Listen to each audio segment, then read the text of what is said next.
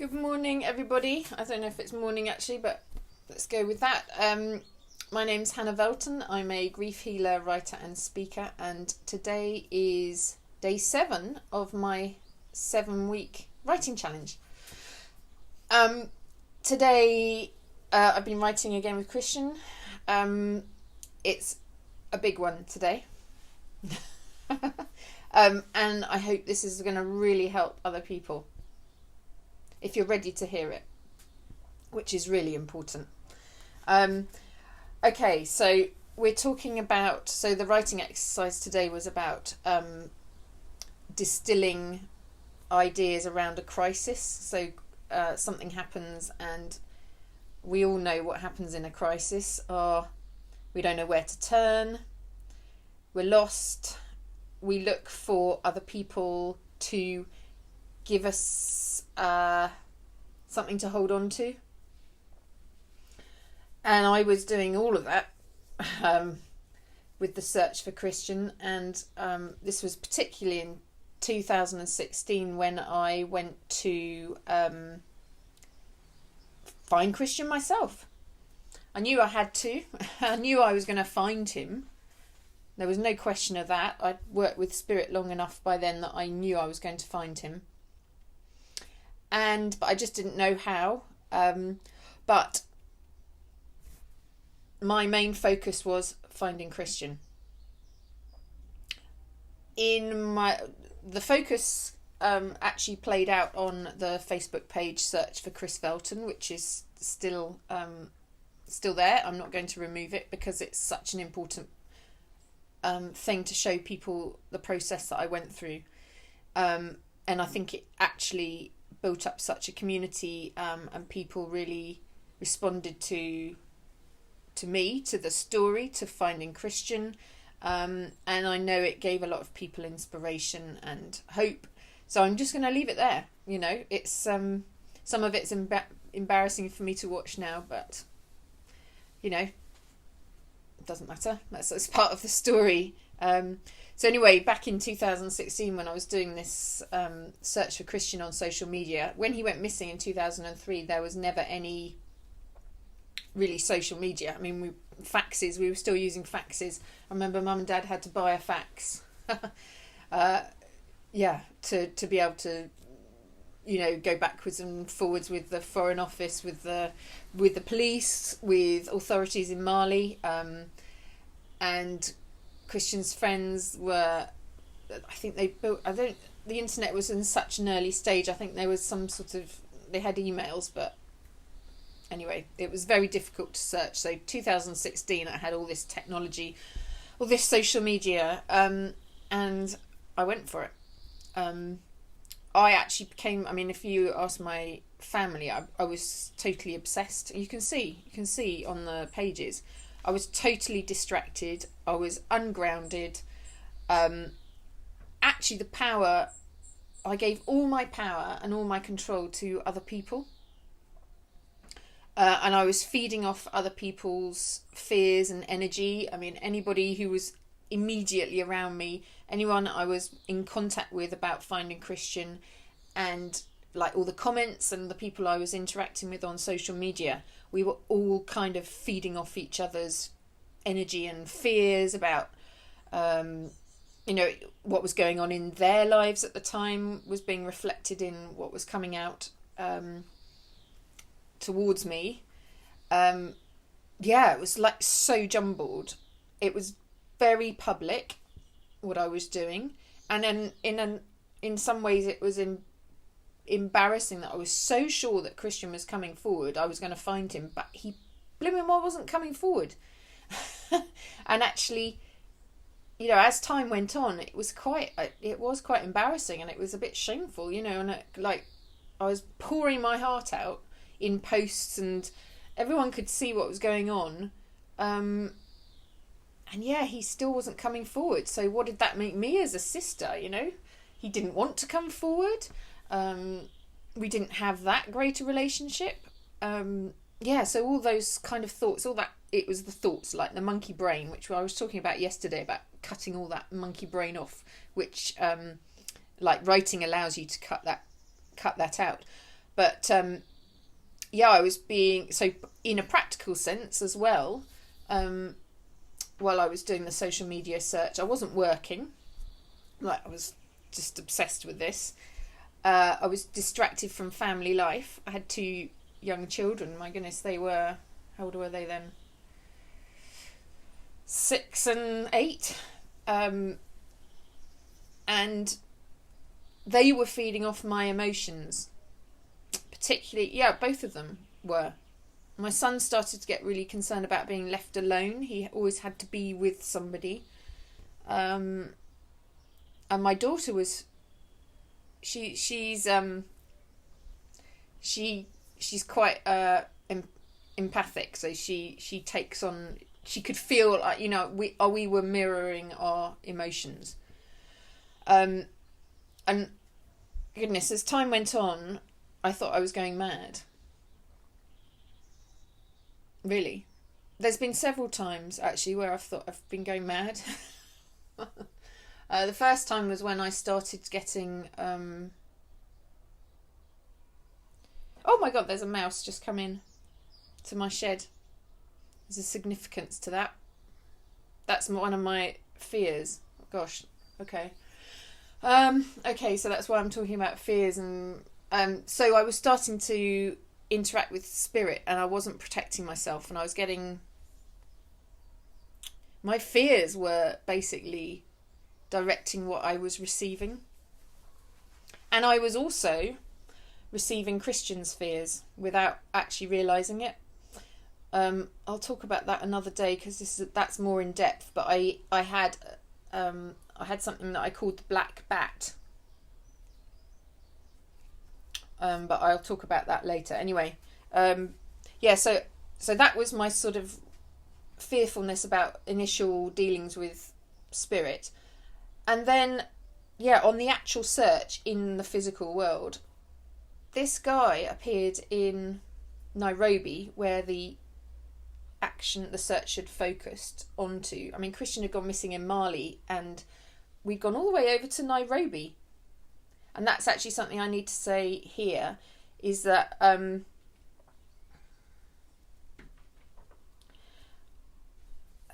goodness, what do I need to say here? No, let's keep with the Jesus in Nairobi. Okay, this guy appeared in Nairobi, and I got tagged into so many posts about, oh my God, is this Christian? This guy, looking like Jesus, just appeared up in Nairobi, and he was walking the streets and causing this massive fuss. Everyone thought he was like Jesus returned. And I was getting tagged in these posts, and I kept looking at this man thinking, I mean, it could be Christian. It's roughly the same age.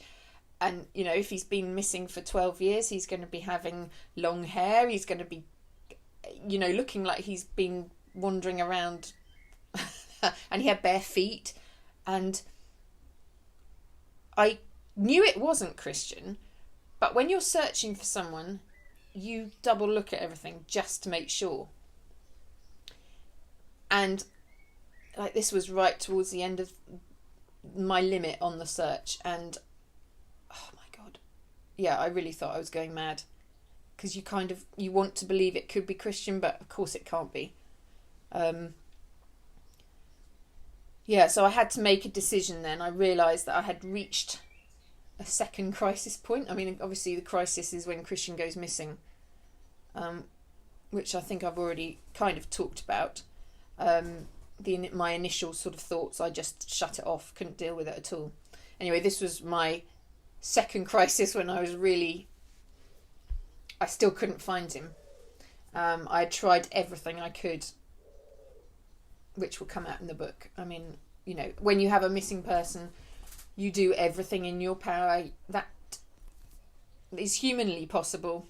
And maybe that's the real key. You do everything that is humanly possible to find that person. You search, you involve other people, my husband told me at one point, which really pissed me off, but it also made me stop.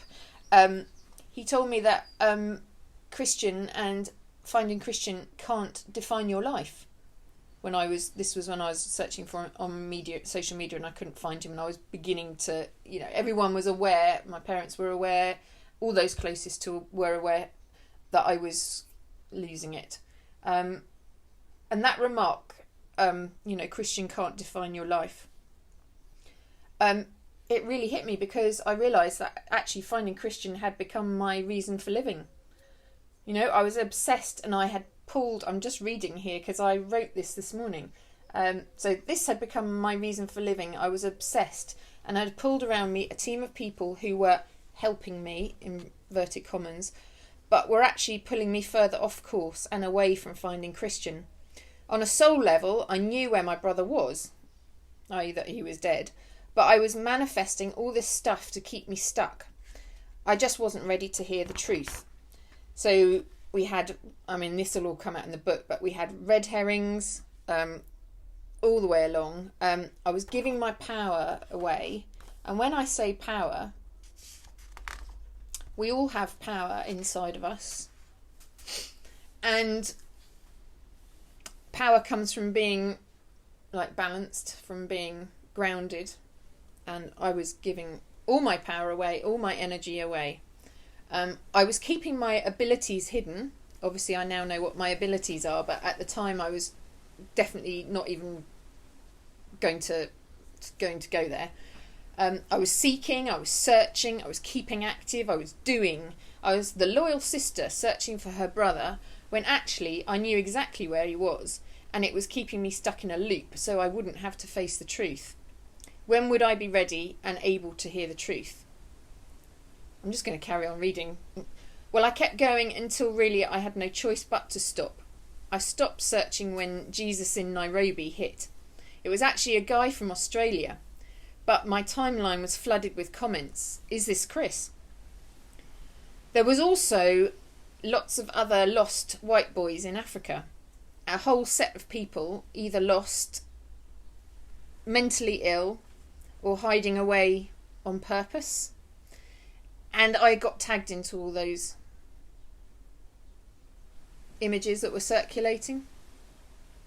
And all these kids were in Nairobi or Kenya or around. And at the time, I was really, I will never, ever be ungrateful for what everyone did in the search for Christian.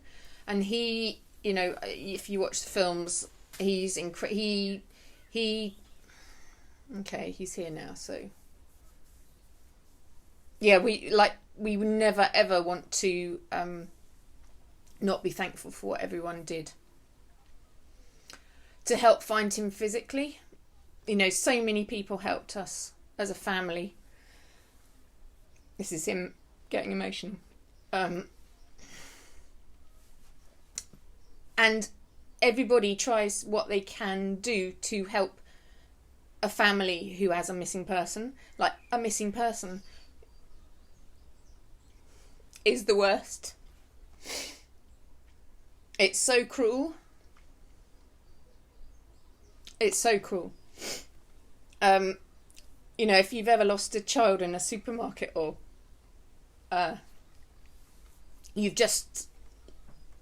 somebody's been out of touch with you for a few days, and you begin to think, I wonder if they're okay. Up it a lot. And especially if they're they go missing in a different country, you've got absolutely no control. No control. Anyway, that will all come out in the book as well, and I'm sure later in the writing challenge that will all come out anyway. But so all these other kids that I got, all these other boys that I got tagged into, and you realise. So I'm gonna have a slurp of coffee. You realise how many. Later on in as time went on, I got involved with Missing People Charity, and also the Lucy Blackman Trust. And you realise how many people do go missing. This isn't something that's extraordinary, unfortunately. It's extraordinary in terms of the length of time that Christian was missing. and we didn't have any news, but there are plenty of other people out there who are missing long-term, siblings, children, brothers, mothers, fathers, grandparents. People do just go missing. And it comes, I would say, in fact, a couple of films ago, I think I was saying that Christian going missing was inevitable, looking back. And, there are always warning signs and that's a lot of the guilt, I think, when people go missing. You suddenly think, oh my God, I wish I'd done that. I should have talked to them. I should have done, that guilt is consuming. And that's a lot of the reason why I kept searching for him. Initially I had not been able to do anything. I was just frozen. This time, this was what I was going to do to find my brother.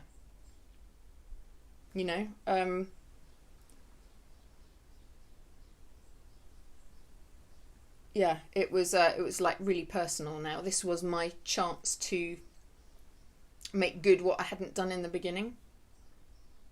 And I have known that before, but actually articulating these things in a film when I'm in a flow is the best way to uncover all my feelings, Your thoughts and feelings at the time, if you're really honest with yourself, and that's a lot about how you remove grief and work through grief, is actually being really, really, really honest about your feelings and your thoughts at the time. And you will see how your thoughts and feelings actually manifested things in the physical. You're so powerful. Right from this minute, what you're thinking and doing and is going to come into fruition in the future. I might come back to that in a minute. Anyway, I'll carry on reading. I couldn't force Chris to come home. And also, I was sort of pouring my heart out in films, much like I'm doing now. But I just couldn't force him to come home. I was writing to him. But you can't force somebody to do anything. Okay? You can't. You can't. And that was part of actually why I was going so mad, because I couldn't control the situation. You're used as a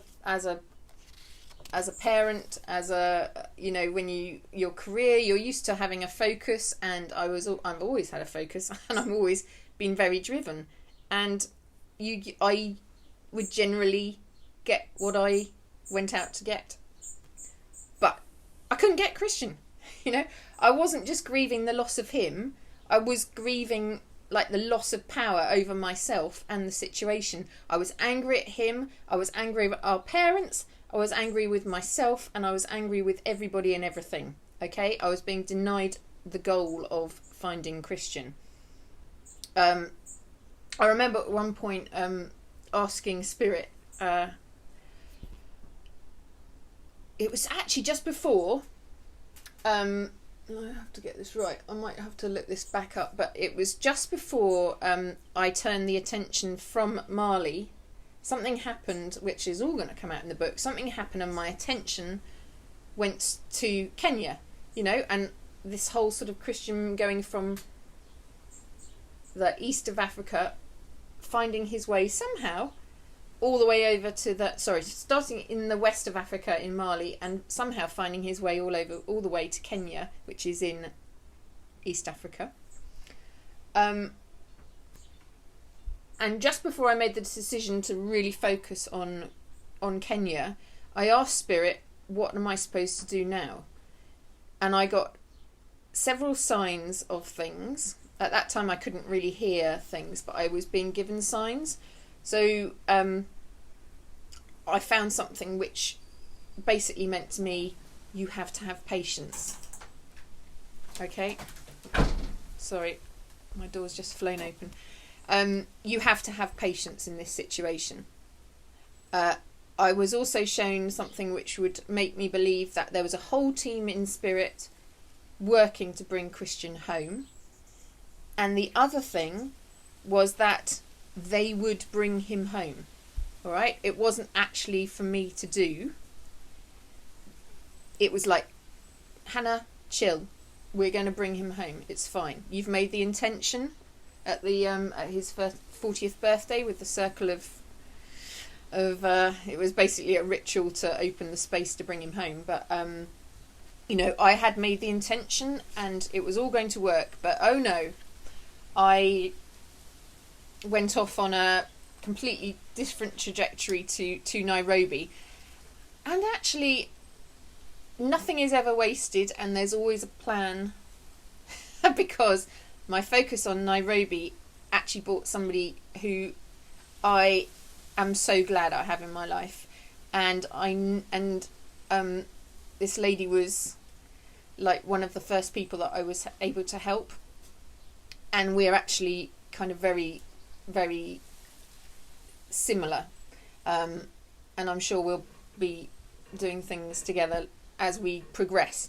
But anyway, so that's the Nairobi focus. But I knew I shouldn't really be going to Nairobi, but certain I was listening to other people, and I was being led, and I wasn't in control of myself. And that will, as I do go a little bit further, you'll see that actually I had to make a choice. I had to make a choice whether to listen to spirit,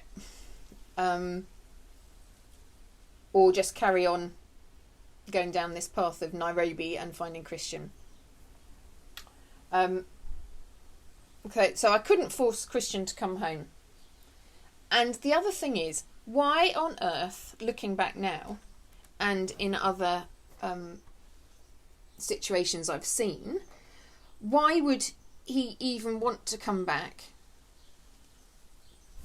to me when I'm portraying myself and giving off all the energy of a really fearful person with like crazy emotions, pleading for him to come home? You know, you have an energy that you give out all the time.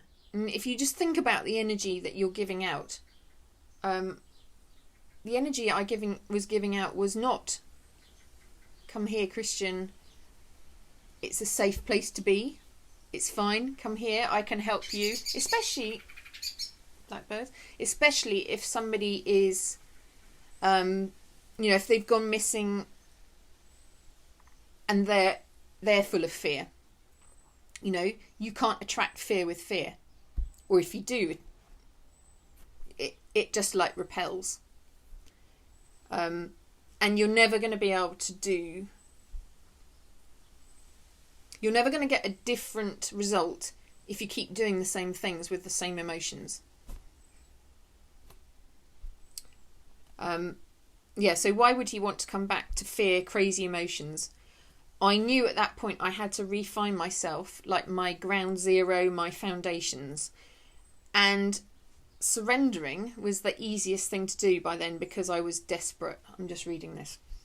I'd tried everything I could. I'd like been the loyal sister searching for my brother. I'd shown everybody. That was quite important. Like actually showing people that I was stepping up to find him. Part of that was guilt, and part of that was just, I don't know what the word is. You do things to show other people, which are often not the right things for you, but you feel you need to be doing things. I guess it's like, you know, if you're in mourning, there's a certain set of cultural ideas about how you should be mourning, how you should be acting, how you should be behaving. And I suppose I was tapping into that. Okay, so I was surrendering. I had to surrender because I was desperate. I tried everything I could, and now I had to hand over the finding of Christian to something much greater than myself. I had to make a choice to save myself because I was no use to Christian or anyone around me as a wild woman in grief, and even if I did find him, I'd be no use to him. I knew my purpose was to find him. I knew our story would reach a lot of people, and this was all from what have I been doing? There was a lot of information I was getting from Spirit. But I also knew that during finding him and telling our story, that our relationship, Christian and I, our relationship would have to change a lot, and we would both have to change a lot.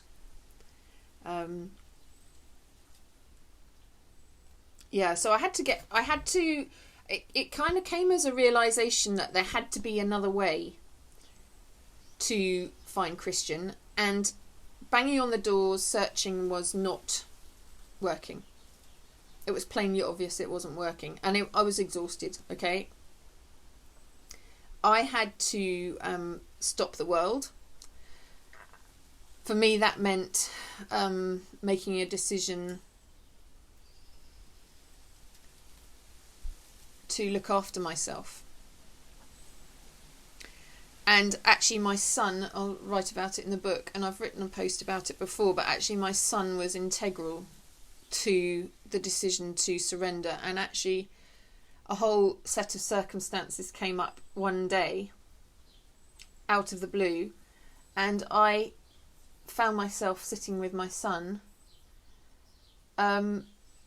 creating a ritual and handing control over finding Uncle Christian to God. My son knows the concept of God, having been going to a Church of England primary school. I have a different word for it, but you hand power over to. No, you don't hand power, because you keep power, Hannah. You hand over the finding of Christian to love, is essentially what it is. You decide to turn away from fear and move into love. Thank you. And to do that, I created this ritual. And when you do, it's like when I did the healing ritual of the circle. It's not actually. I didn't realise what I was doing. And it was the same with this ritual of handing over, finding Christian to love. I didn't know what I was doing. It just kind of came naturally, and I was that desperate. And in fact, all these things happen when you're that desperate, And I think that's, part of the reason people will find me and the story, and when they've done everything, they're totally desperate. And that's the only point where I was ready to surrender, because I just couldn't do it anymore. I needed another way. I needed another. We talk a lot now about being in a grief cage. You've got to kick the door open there, and it won't open, and you're trying so hard to open it. When you stop and you step back, you realise there's actually another exit that you didn't realise was there. And anyway, a lot about this was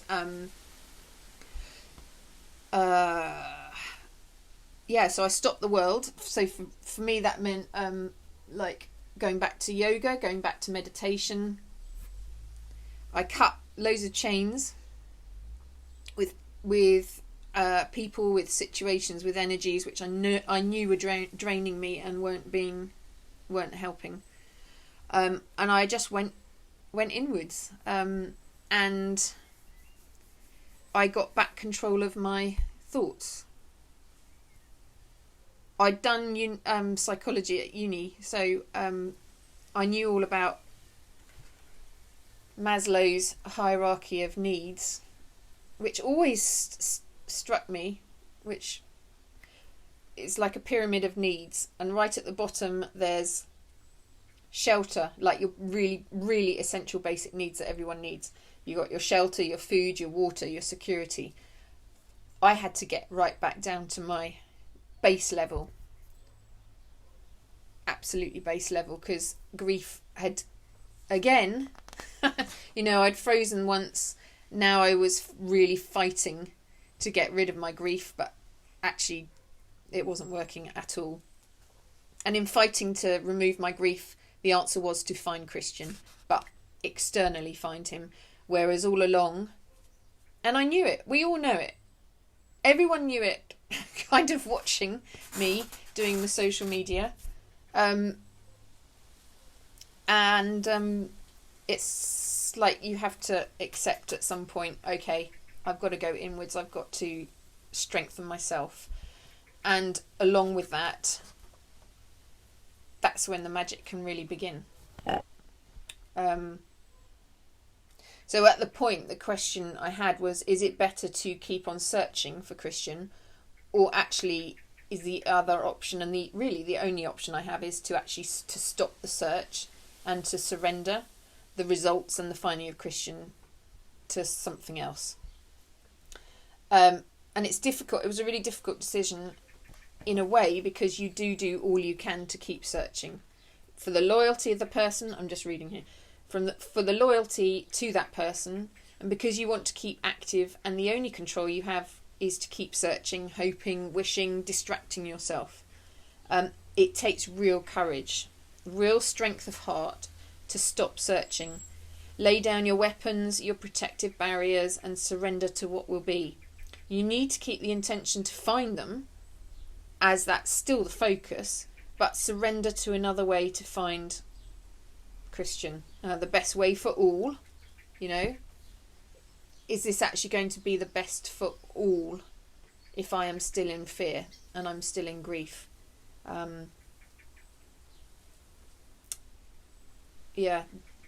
Once you're in love and you're seeing everything in love, then it is the best time for finding people.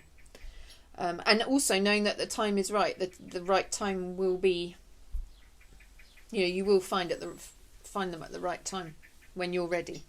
And like in that surrendering, doing that ritual, I completely felt like a burden had been lifted, and it was like immediate relief, and like my we talk about energy and vibration, like I could feel like my vibration rising, and the love kind of coming back for myself as well, for having taken control, and to have, yes, an act of self-love, basically, to take control.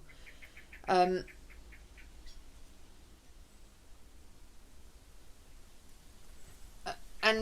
actually, you would have thought I'd probably have learnt that surrender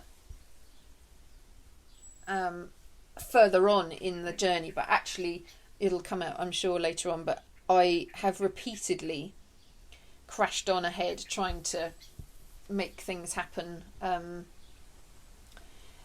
when all along I just needed to have released it and to have allowed things to happen. And that's why right at this minute now things are starting to happen for me. And something happened this morning actually between Christian and I, which had always happened, and then he'd gone away for quite a long time, but now he's back, and I understand totally why he's back. So I am surrendering now to what is going to happen. There's been a lot of fear. I keep talking about chains being released. There's been a lot of fear, but now is I can feel that in myself. So anyway, so stopping the world, cutting all your chains and going inwards. And I spent months, every day, daily meditations, and all this like real magic began to happen. I found my true self, my powers, abilities, my stillness, my strength, in Raise we have a course called Emergency Grief Kit, and in that there's a lot of talk. I downloaded that straight from Spirit. I had nothing to do with that. It just came in, and there's a lot of talk about a seed that's within you, which contains all your power, all your abilities, your true self, and like doing meditations and this inner work allowed that to. It was kind of cracked open already by the crisis, by the grief, and just sitting with it quietly, it was allowed to blossom. I've just put a note here. You can't find. I just couldn't find answers and find Christian when I was in grief, in fear, and there was all this noise around me and within me. You know, you can't find your way out of the grief cage, and you have to do things differently. You have to, but within that stillness and having that courage, it takes a lot of courage to really open your heart and to be still. That's the most frightening thing. Even thinking about it now, when I'd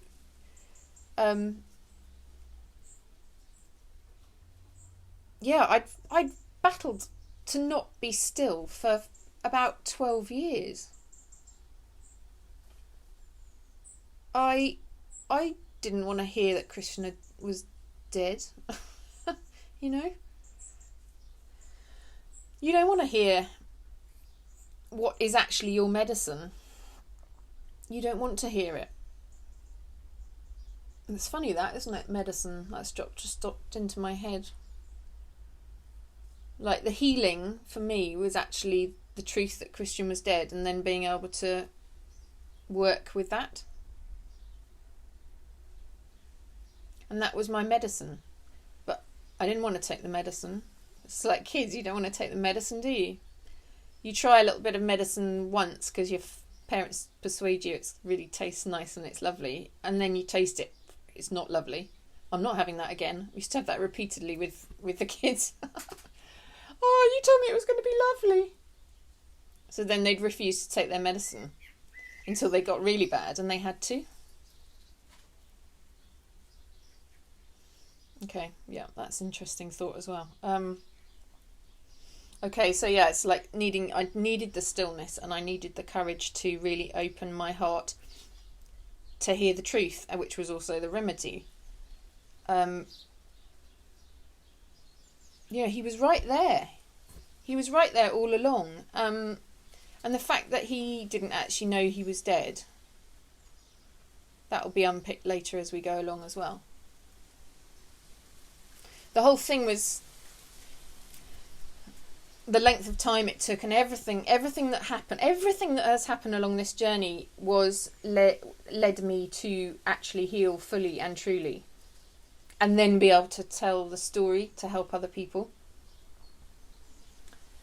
You know, if this was a screenplay, I could never have written this screenplay. Never. It's been so finely crafted.